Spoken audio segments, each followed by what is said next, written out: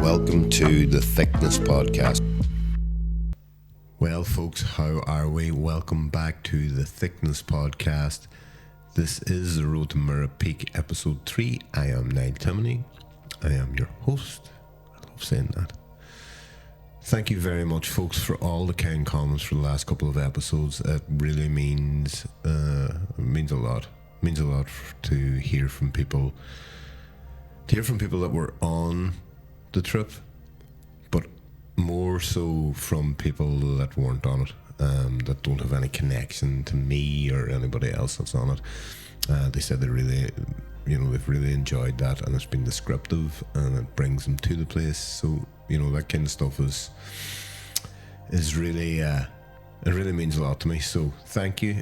Keep the comments coming, like and subscribe and all that there, and follow along. We're going to take a bit of a turn here now. We are going to dive into my diary entries.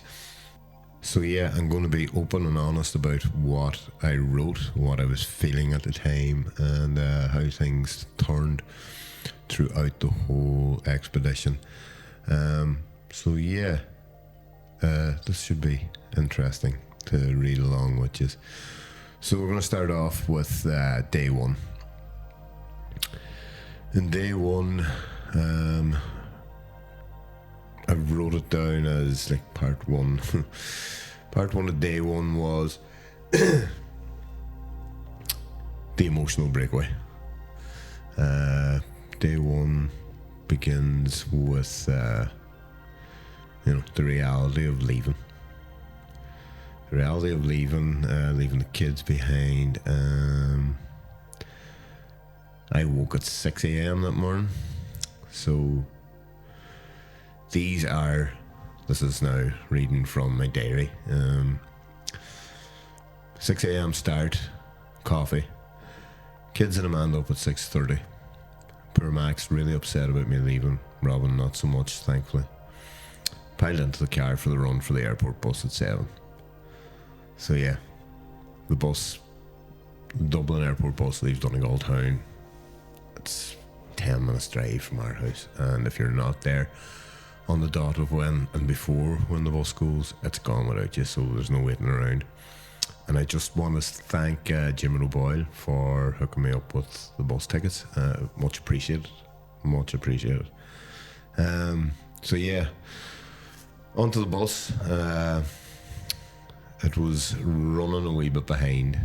For whatever reason, it just took, I think it was 10 minutes late leaving Donegal town, which spiraled on for the rest of the town. So we were late in Enniskillen, we were late in the Cavan. Back to the diary. I was like, physical journey has started, but the mental battle is in full swing.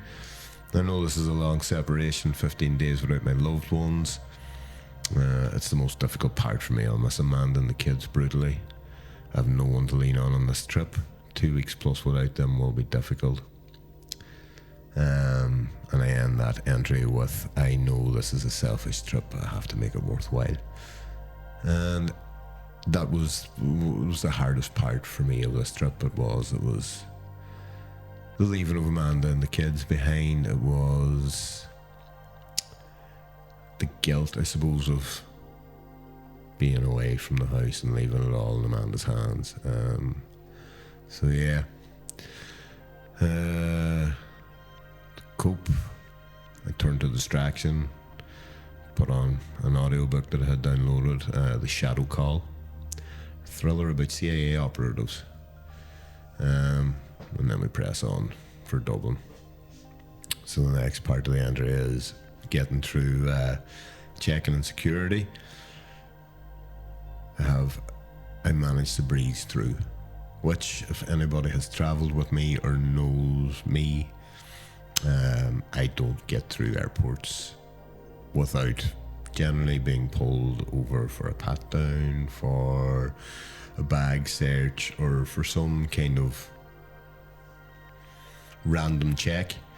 I'm well used to it at this stage, so to get through a check-in or through a security without any issues like that there is always a delight. Absolute delight.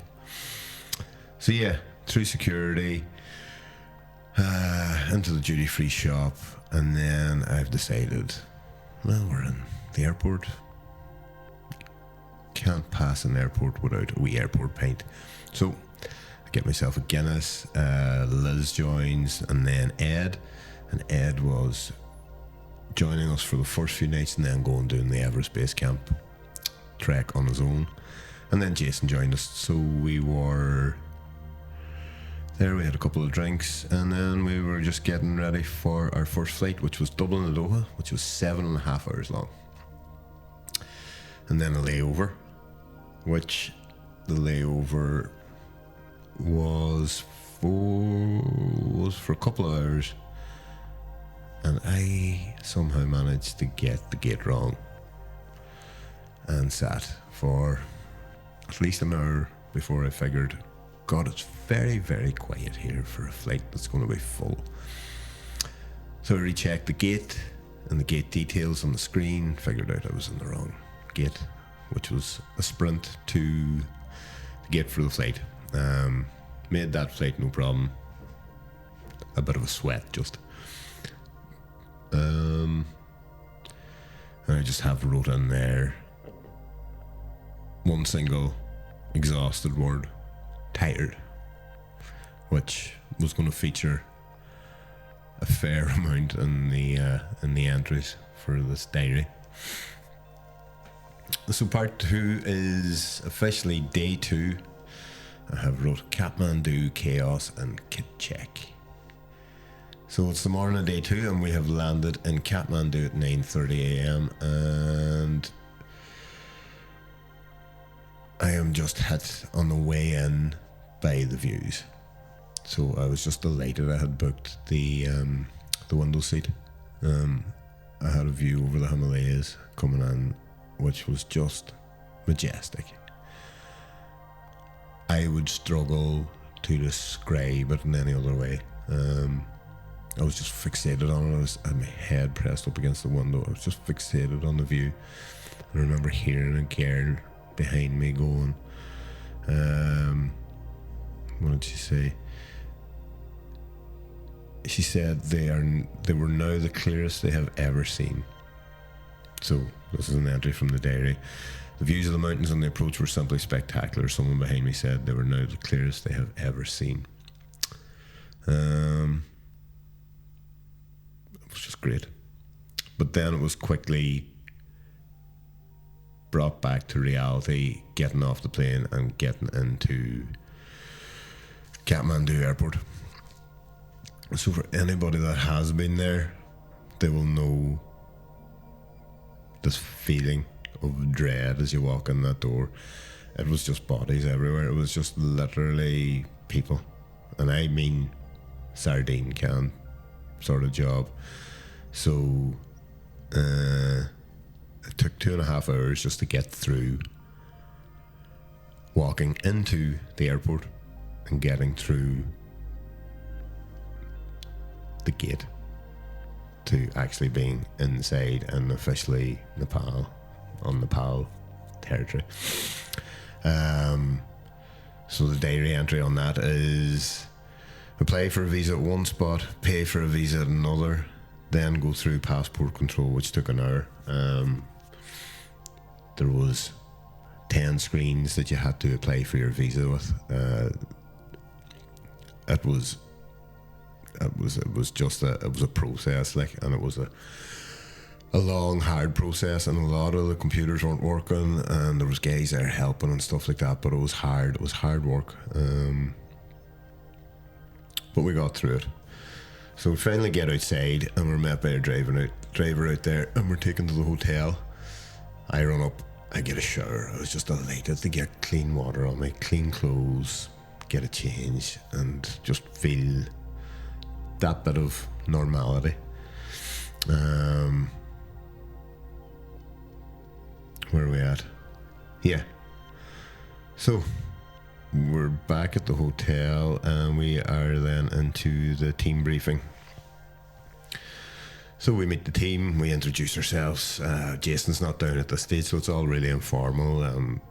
Liz is there. Meet Brian and Aoife, Leslie Ann, Caroline and Marie. And then Jason lands, and we run through all our do's and don'ts, and what's expected from us, what we're expecting, and we do a gear checklist. We get our sleeping bags, we get the other hire gear that we're hiring, and so then after that, a couple of guys had to go and get jackets, down jackets, pants, stuff like that there. So Jason knew a place. It was Macaloo Outfitters. So we made a beeline for there. And then it was dinner. Just on the Macaloo Outfitters. The guys that got gear there, it was unbelievable value. Unbelievable value for the exact same coats that you would get at home for easily 4 times the price. One of the guys got the exact same raincoat that I have, just without the name badge on it, and you would not be able to tell the difference. But yeah, so we went for grub and a couple of drinks, and it was literally a couple of drinks. Went for pizza to this pizza place, and it was let's see. Yeah, it was a pizza place, and it was ran by a woman from Rome. So, I wasn't expecting pizza on the first night in the Pal, and it was lovely. It really was. It was nice to get the team together and hear the hustle and bustle and everybody's expectations about the trip. And everybody was in such good humour for it, couldn't wait. So, the evening is short. The bags are all sorted, and then Jason's saying, right folks, it's at 12:30 a.m. pickup for the Lukla transfer. At that stage I think it might have been like 7:30. So it was finish your pizza, finish your drink, go back, try and get 3-4 hours sleep, and get up and be ready to go at 12:30. So that was day 2. Real fun one. Getting to meet everybody in that there was a nice way to spend day 2. And the buzz just for getting started proper was really starting to take hold. So part 3 is day 3, and I have this titled "The Gateway to the Peaks." It's lovely rating. So yeah, we're 12:15. We're down at reception, getting ready for pickup. All our bags. I've wrote in my diary here. We cram into the minibus for the 5-hour journey that rattled every bone in my body. Roads that are completely washed away from the earthquake and last year's storm.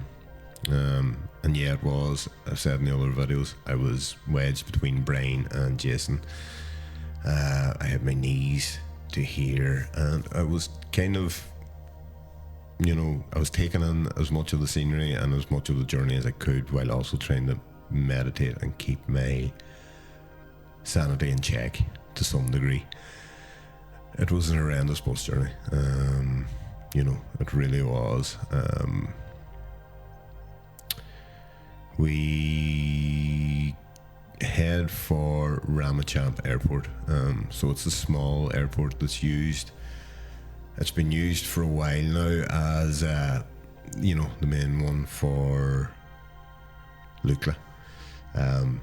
Instead of coming out of Kathmandu's main airport, which I think they're going back to next year, and it makes sense. It's such a real horrendous journey. It's such a journey to put people through that when there's no real need to. But anyway, the rough middle of the night drive gets us to Ramachamp. And at 6:15, bus driver drove straight into quite possibly the biggest hole in the road down at the airport, at the entrance to the airport. Couldn't have missed it. You could not have not seen it. And then he struggled to get it out of it, and everybody was really surprised that he had put himself into it. And I mean everybody, as in everybody that was standing around watching him. So once we got out of that there, we check our bags, dumped them in front of the airport. This is tiny, like this is a runway in a field with 3 buildings and weighing scales. So yeah, not opening for another few hours, and the weather is looking okay, but there's a fair bit of cloud coverage, so it's a waiting game now at this stage to figure out if we are actually getting up to Lukla to get starting.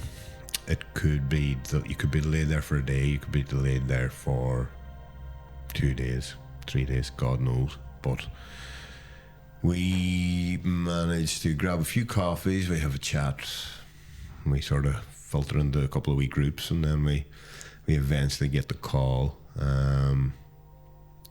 So yeah, the diary entry is 8:15.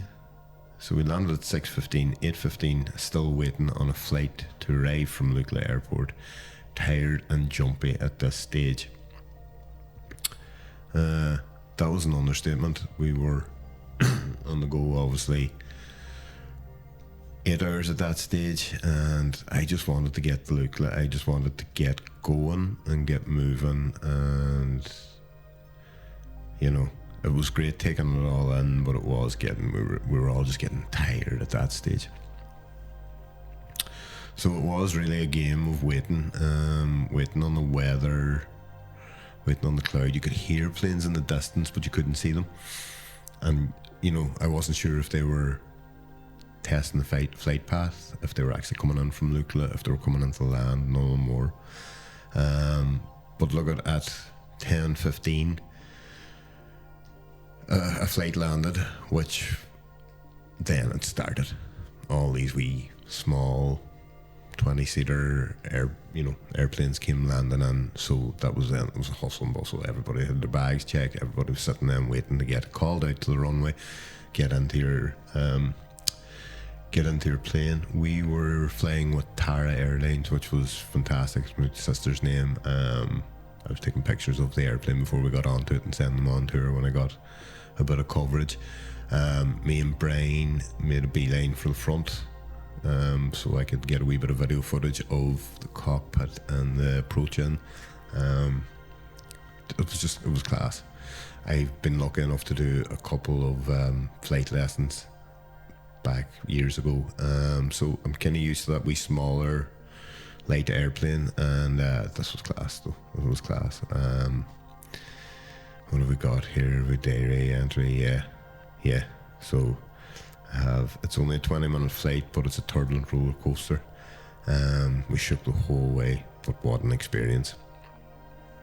And it was a real mad experience. And I mean, I've said in previous videos, it was the only thing I looked up of this trip was the Lukla Airport and the approach and the flights coming in, and to have done that and to have landed safely was class. Really class. It was one of those sort of pinch moments of the whole trip. So let's see what we are. We land successfully and we grab tea and toast at the North Face Cafe, and we met our team of Sherpas and porters. We got a bite to eat.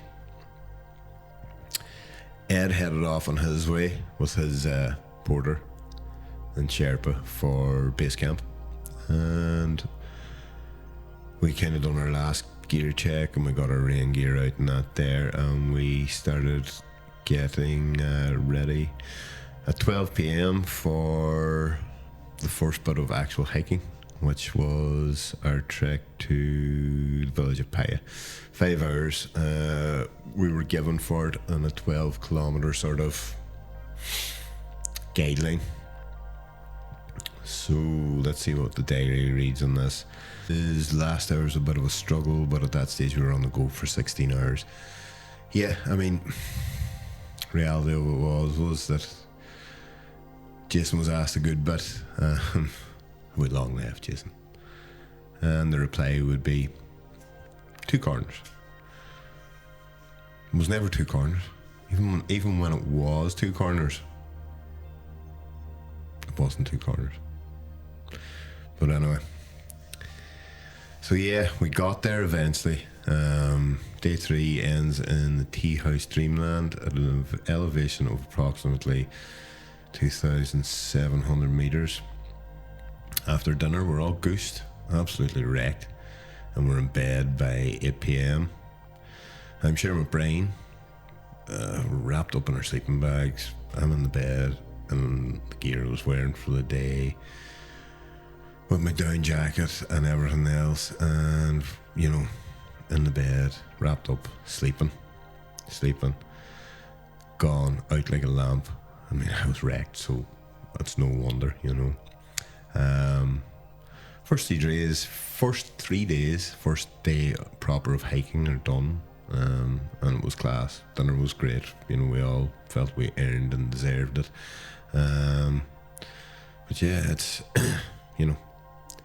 the journey has officially begun. So yeah, that's days 1 to 3. So join us next time for day 4, and we're gonna push it on in the hiking and more adventures, and you're gonna find out about the leeches. Bet you can't wait. Alright folks, thanks a million for listening and watching. If you like it, hit the button for subscribing, and drop me some comments. Let me know what you think of the setting and the backdrop. Again, apologies for the delay in this episode. We were busy getting the place fixed up and looking sharp. So yeah, we'll see you all soon. Adios.